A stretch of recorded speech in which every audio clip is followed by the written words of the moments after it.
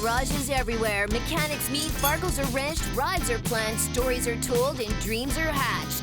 This is our garage.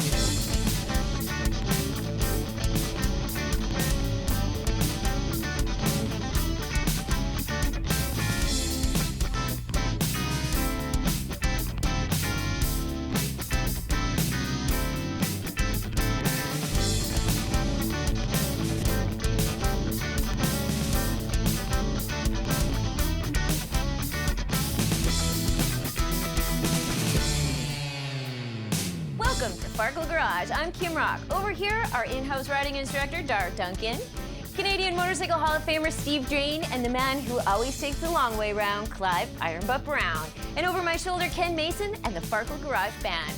On today's show, Dar rides off-road with BMW's G650 GS Dual Sport, Steve wrenches and reps with Harley-Davidson mechanic Daylon Thompson, and Clive and I take the Ducks up island to visit VI Performance and the Freaks at Freakshow Choppers. All this and more on this episode of Farkle Garage.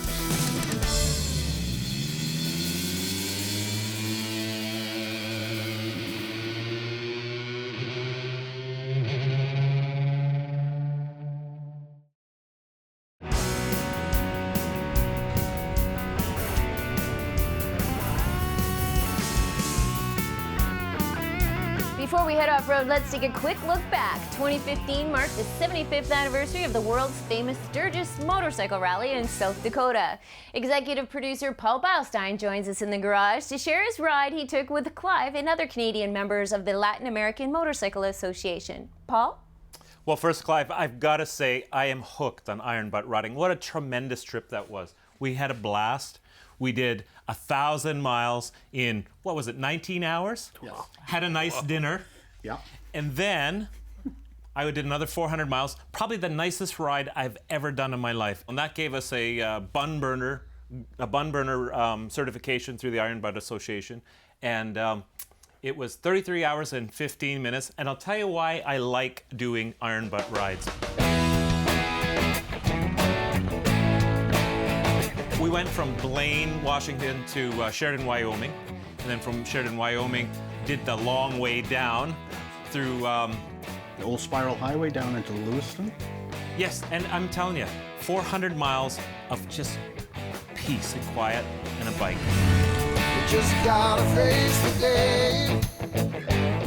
Keep playing the games that we all play. Yeah. I'm living this life, riding the needle, just getting by.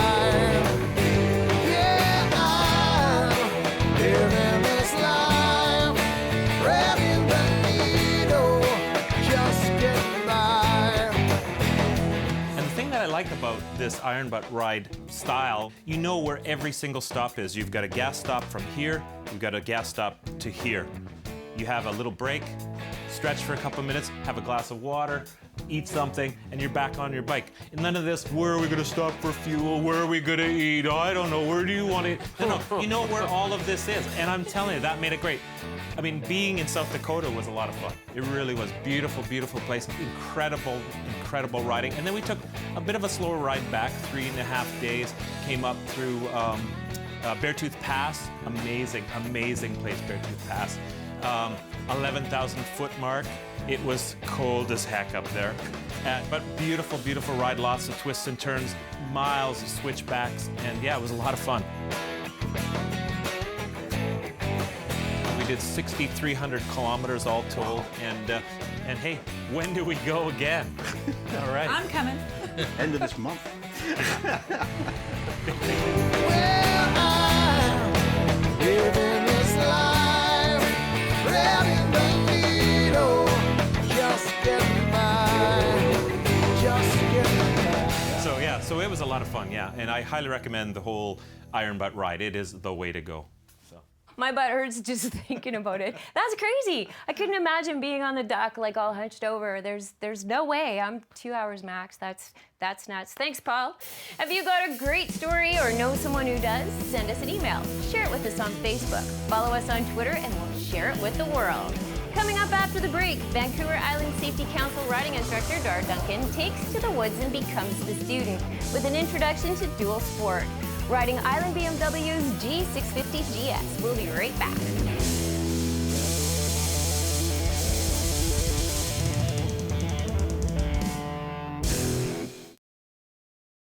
When this cop's not chasing robbers, he's riding the ruts, just outside of Duncan, BC. And when he's not training police riders, he's educating adventurers. Just let your clutch right out. Dual sport riding to me is just about really getting out and being part of our environment. This bike allows me to do the highway part to get there, but then do some really fun off-road stuff while we're there. Smooth, smooth, weight that inside foot. Towering above this SUV of the bike world, I get my first taste of this growing sport. I would describe it only as an exploding trend. In my first lesson, I learned that off-road riders stand way more than they sit. That's it. The 2-day course covers riding equipment, bike setup, and mechanics. There's some really significant differences about how a bike will handle off-road as it is to on-road. This closed-loop circuit, the perfect place for riders to get those first experiences. Being able to ride the bike smoothly and slowly where you're going to be negotiating tight trails, riding over obstacles. Yes, this is the place to practice. And the more they do that, the more they're going to start to understand where the limits are of themselves as a rider and of their bike.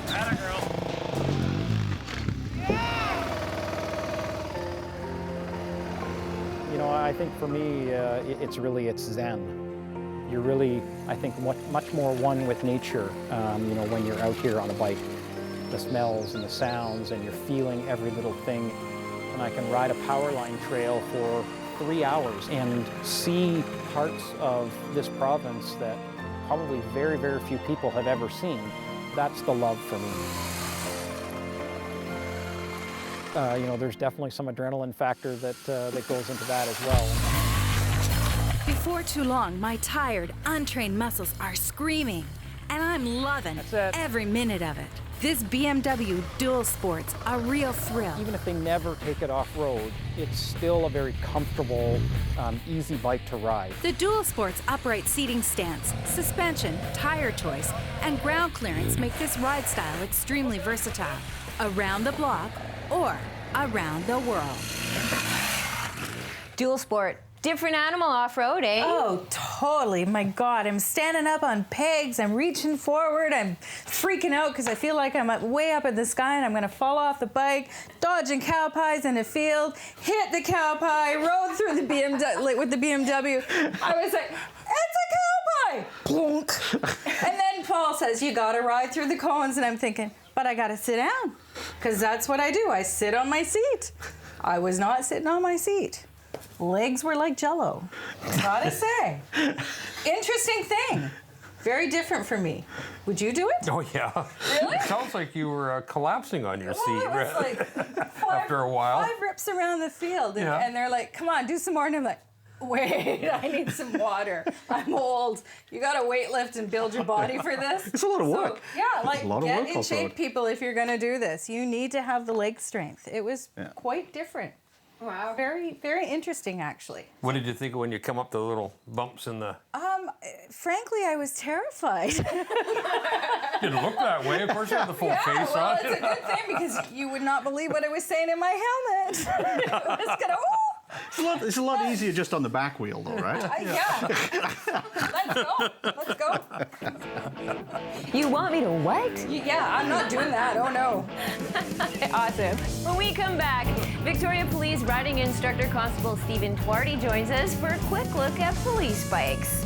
We're talking cops on 2 wheels. Stay tuned to Farkle Garage.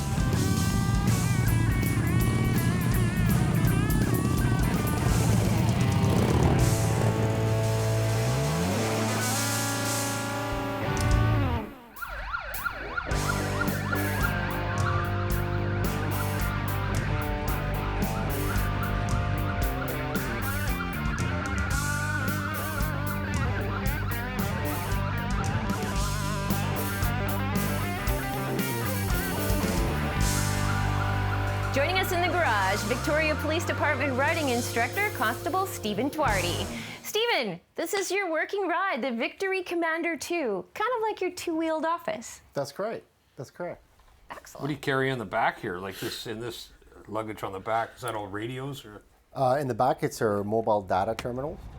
I can communicate with our dispatch center. I can see all the calls that are on the board if I want to pick up a call. Everything a car does. So we have access to our criminals record systems, to our report environment, so I can complete all my reports. I can look up a status of driver's license status, insurance status. How heavy is this bike? The bike, after all of our gear is put on, is about 930 to 950 pounds. Wow. So obviously these bikes would be used in escort duties. Is traffic the main kind of balance of the duties of a motor officer, traffic control? Our primary mandate is traffic enforcement, roadblocks, impaired drivers, but our duties expand to special duties and crowd control and traffic related duties, and we also provide full escorts for when we have dignitaries in town.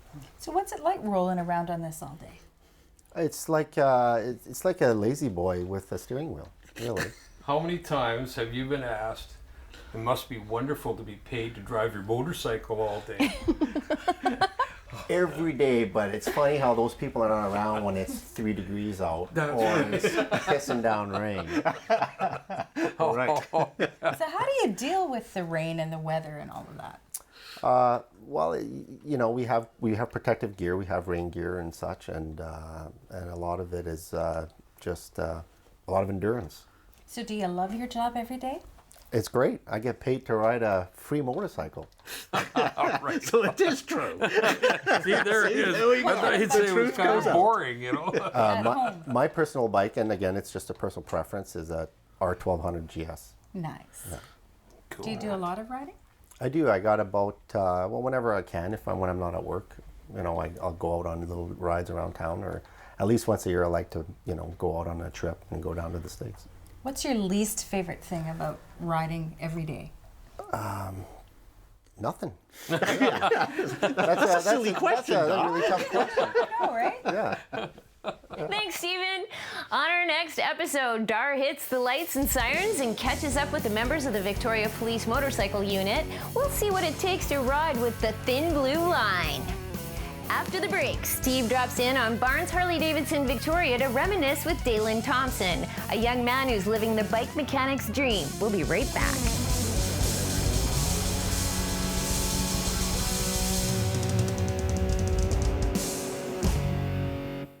Hey, Bonnie. He's retired from the Harley limelight, but Steve Drane still visits his old stomping grounds. Seeing them all doing well makes a guy like me feel pretty darn good. Barnes Harley-Davidson Victoria. This is The dealership he sold after 40 years. Steve came to visit his last protege. From the showroom, you might never see him. On their first meeting, Steve was dressed as the merry gift giver himself. In this industry, you got to be ready for anything.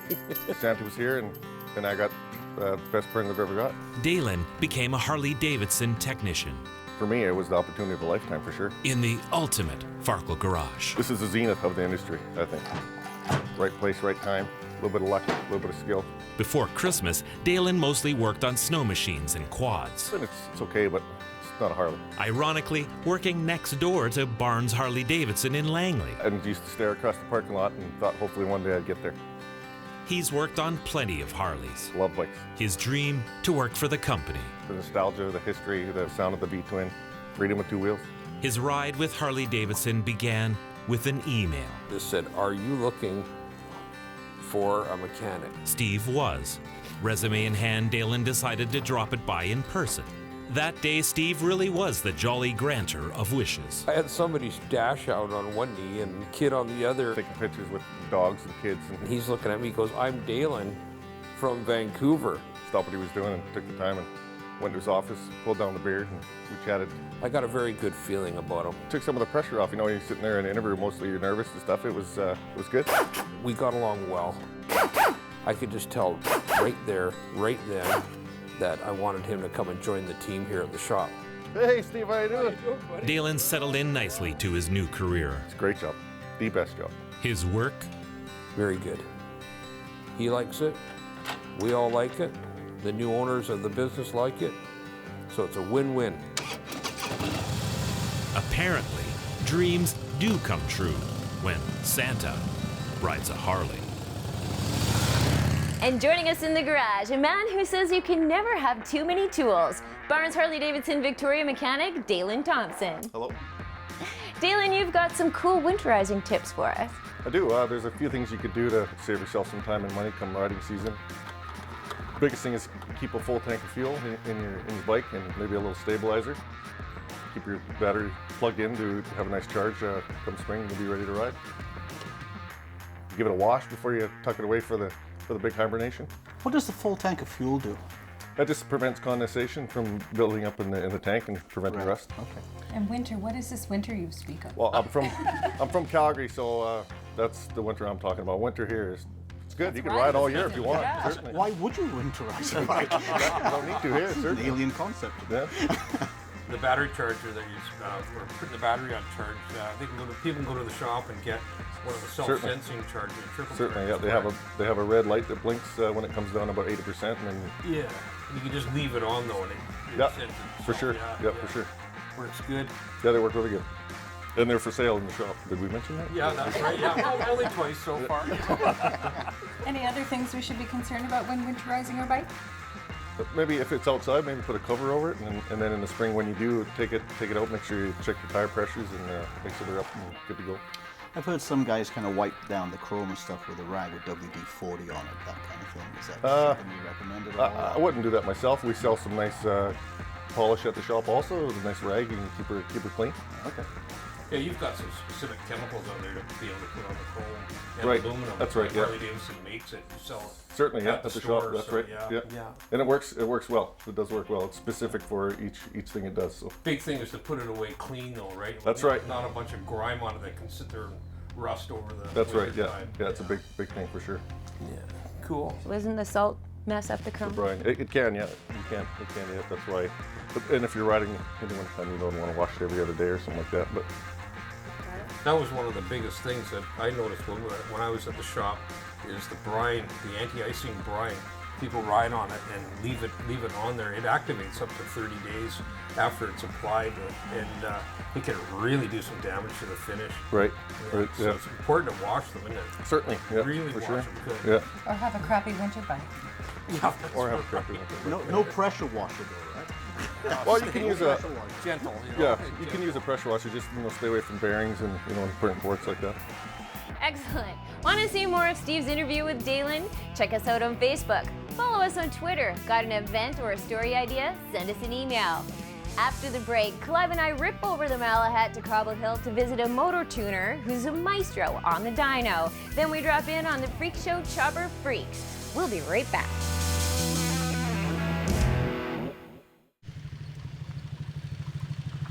I just remember seeing all the club guys riding around and thought that was cool. Dean's loved Harley-Davidsons ever since he can remember. You go and you steal your mom's clip off her clothesline and get your worst hockey card and jam it in the spokes. Good old days, right? Today, he's a motorcycle maestro. A Harley's roar, music to his ears. The dyno itself is just a tool. Dean owns VI Performance in Cobble Hill. The dynamometer, his forte. The only way to make a bike run properly is to tell it exactly what to do. The dyno, a conduit between man and machine, measuring and adjusting engine output, fuel mixtures, torque, and horsepower. It's a process.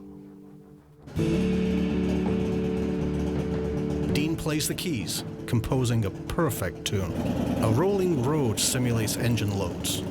As the computer talks to the engine's internal sensors, subtle changes within the engine control unit, or ECU, improve the somewhat restrictive factory settings. 15-to-1's lean. So you want to bring this down to this line, and you want this line as straight as possible.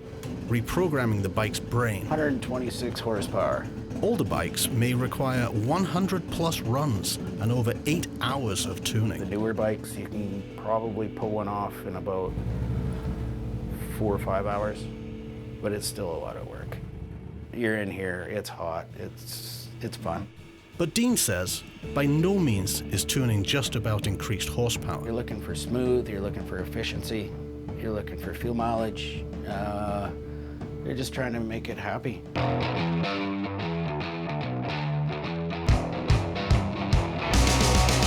Dean's rebuilt and tuned hundreds of Harleys. 3 a week. Spent countless hours learning to play the dyno. In the beginning, training 10 or 12 hours a day. One brand, one passion. Harleys, only. Performance upgrades, tuning, and everything in between. It's not an easy thing. You gotta like it because there's not a lot of money in it. You gotta love it.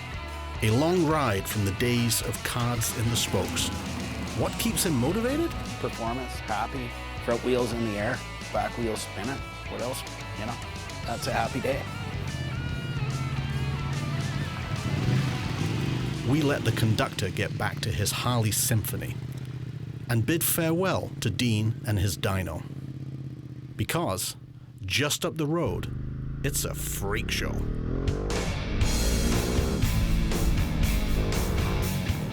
It was always, you guys are a bunch of freaks, or what a freak show. So it was kind of a very fitting name, and worked out well for us. If Dean gets the guts, then this guy gets the glory. Jay of Freakshow Choppers.